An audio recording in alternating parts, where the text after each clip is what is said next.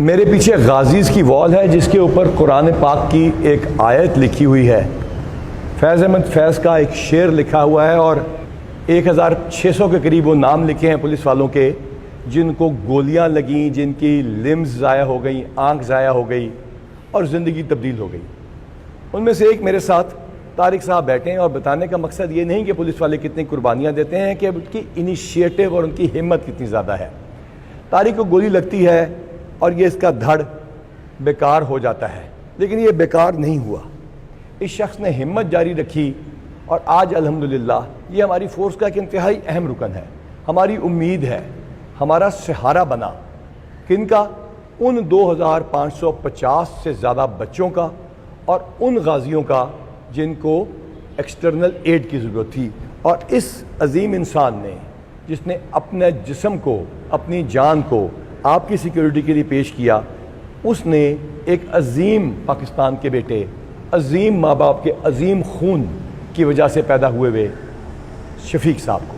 شفیق صاحب اپنی کہانی تو سنائیں گے بڑا بریفلی، لیکن انہوں نے ویل چیئرز اور ایڈز بناتے ہیں ہمارے جیسے لوگوں کے لیے جو زخمی ہو جاتے ہیں، اور اس کے اندر یہ ایک ایسا ادارہ بنا چکے ہیں جو کہ کسی سے امداد نہیں لیتا. خود انتہائی تعلیم یافتہ ہیں. اور ایک نیک انسان معراج خالد صاحب جو پاکستان کے اسپیکر تھے، نگران وزیر اعظم رہے، ان کی وجہ سے یہاں تک پہنچے اور ان کے عظیم ماں باپ نے ان کا ساتھ دیا. تو آج یہ بہت کامیاب بزنس مین ہیں. بتائیے آپ کو کون ہیں، آپ یہاں پہ کیوں بیٹھے ہیں، یہ شخص کون ہے، یہ آپ کیا کر رہے ہیں؟ سر آپ کا بہت شکریہ، اللہ تعالیٰ آپ کو زندگی سے بتا. آپ بتائیے باری بات کے. اس جگہ پہ بیٹھا ہوں، یہ اس زمانے میں سننے میں ہے کہ کار پارکنگ ہوا کرتی ہے، لیکن ابھی یہ ایک روحانی جگہ بن چکی ہے جہاں پہ نہ صرف اتنے سنہری فروغ میں لکھے نام اور کارنامے ادھر شہداء کے نام ہیں، ادھر غازیوں کے نام ہیں.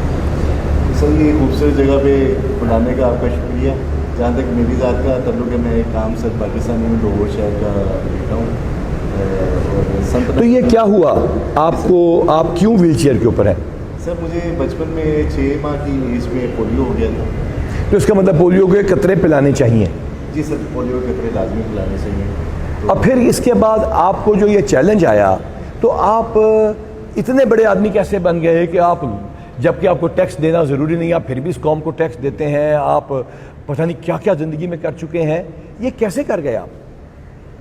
سر اصل میں میرے پاس سب سے قیمتی چیز یہ تھی زندگی میں کہ میری ماں کو مجھ پہ ڈاؤٹ نہیں تھا.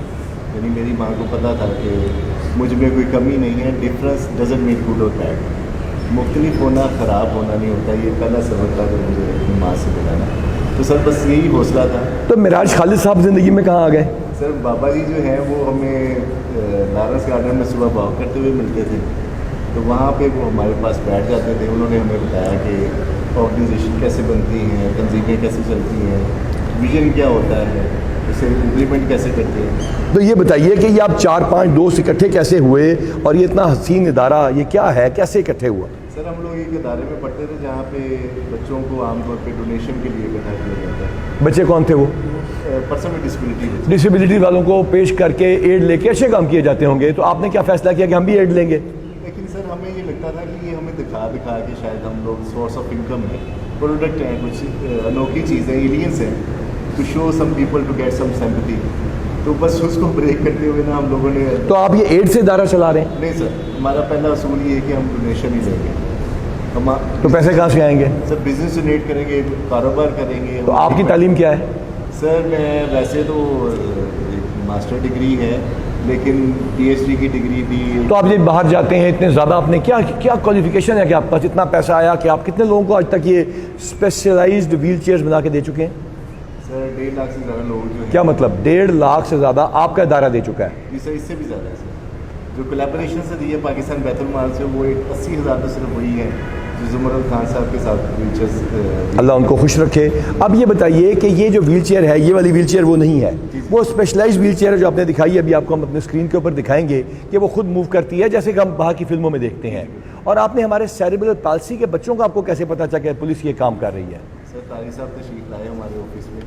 انہوں نے اپنی ذات سے پہلے بات کی کہ میرے محکمے کے بہت سارے لوگ ہیں جو پیرالائز ہیں، ڈسیبل۔ آپ کا شکریہ۔ تو انہوں نے موٹیویٹ کیا۔ پھر سر آپ کا شکریہ کہ آپ میں نے تو چلو کر دیا، لیکن طارق صاحب نے آپ کو بتایا، اور ہمارے 2550 سے زیادہ بچے جو مختلف چیلنجز میں ہیں، اس میں آپ نے آج ویل چیئر دی، اور ماں باپ کی خوشی اور ان کا جو ایک فیوچر نظر آتا ہے، بیڈ سورز نہیں ہوں گے، وہ ڈیولپ کریں گے۔ آپ نے بتایا بہت سارے بچوں کو، آپ یہ بھی جانتے ہیں کہ ان بچوں کو پڑھایا جا سکتا ہے، بہت سارے بچوں کو آکوپیشنل تھیراپی دی جا سکتی ہے، تو اس کے لیے آپ ہمیں کیا مشورہ دیں گے؟ سر میرا ایک آزانہ سی تجویز یہ ہے کہ آپ پنجاب پولیس کے اندر ایک انڈیپینڈنٹ لیونگ سینٹر ڈیولپ کریں، جس کا کام یہ ہو کہ پیرالائز لوگوں کو، پورے پنجاب کی پولیس کے جو محکمے کے بچے ہیں پیرالائز، ان کو ان کی لائف، پرسنل لائف کو مانیٹر کرنے والا کوئی ڈپارٹمنٹ۔ ہم نے ہمارے پھول ایک سلسلہ شروع کیا، ڈاکٹر انعام ایک بہت نیک آدمی ہے، اور اس نے شروع کیا، اس میں آٹسٹک بچے ہیں، سیریبرل پیلسی ہے، تھیلیسیمیا ہے، سیکل سیل انیمیا ہے، اسپائنا بائیفیڈا ہے، آپ نے آج دیکھا، بہت ساری بیماریاں ہیں، ان میں بہت ساری قابل علاج نہیں پر مینیجبل ہیں، وہ ہم انشاءاللہ تعالیٰ اس کے اندر کر رہے ہیں۔ تو ایک شخص جو کہ اس وقت بولے گا آپ کے سامنے، اور یہ میرا مائکروفون یوز کر کے بولے گا، جس کے گولی لگتی ہے، جس کا دھڑ کہنے کو بیکار ہے، لیکن وہ شخص بیکار نہیں ہے، وہ شخص پولیس کا ایک انتہائی عظیم کانسٹیبل ہے، انتہائی عظیم اثاثہ ہے۔ بتائیے کہ آپ کو یہ خیال کیسے آیا؟ بسم اللہ الرحمن الرحیم۔ Ghazi constable Tariq Mahmood from district Lahore. Sir میں جب بھی ویل چیئر پہ بیٹھتا ہوں نا، تو میں سوچتا ہوں کہ جو بھی پولیس انکاؤنٹر میں پیرالائز ہو جاتی ہیں، کچھ لوگ ان کو سمجھتے ہیں یار یہ بیکار ہو گئے ہیں۔ وہ ظاہری اگر بیکار ہوتے ہیں تو ان کی سوچ تو بیکار نہیں ہوتی نا، اس کو مثبت طریقے سے اگر استعمال کیا جائے تو وہ بہت سارے لوگوں کے لیے آسانیاں پیدا کر سکتی تو اب آپ کو بولنے میں جو دشواری ہے، اس کی وجہ یہ بھی ہے کہ آپ کے ووکل کارڈ پہ بھی گولی یہاں پہ گلے میں بھی لگ گئی؟ جی سر، یہ میرا نا مطلب یہاں پہ لگ گئی، سانس والی نالی بھی زخمی ہو گئی، خوراک والی نالی، چوتھا اور تو یہ پانچواں کون مورا۔ لوگ تھے؟ چوتھا پانچواں مورے میں لگی، کون لوگ تھے یہ؟ سر گلشن راوی لاہور میں پولیس انکاؤنٹر ہوا تھا رات کو، ہم نے ڈاکو پکڑ لیے، ایک ڈاکو نے اپنے ساتھیوں کو چھڑانے کے لیے ہم پر فائرنگ کر دی۔ وہ ڈاکو بظاہر لگتا نہیں تھا ڈاکو، اگر لگتا ہوتا تو ہم پکڑ لیتے اس کو، تو اس نے جب فائرنگ کی تو آپ کو گولی لگ گئی؟ جی، اس نے اسٹریٹ فائرنگ کی، ہم مار جان۔ یہ کس سال کی بات ہے؟ یہ سر 2007 23 یعنی کہ دسمبر۔ پچھلے تقریباً 16 سال سے آپ جی یہ جہاد کر رہے ہیں جی اور جی پولیس والوں کو ان کے حقوق لے کے دے رہے ہیں۔ الحمدللہ سر، الحمدللہ۔ تو یہ ہے ہمارا ایک عظیم قوم کا عظیم بیٹا، اور ایک عظیم قوم کا عظیم سپوت۔ تو یہ ہے پاکستان کی قوم، اور یہ ہے پنجاب پولیس، اور انشاءاللہ تعالی اللہ تعالی ہمارا حامی و ناصر ہوگا۔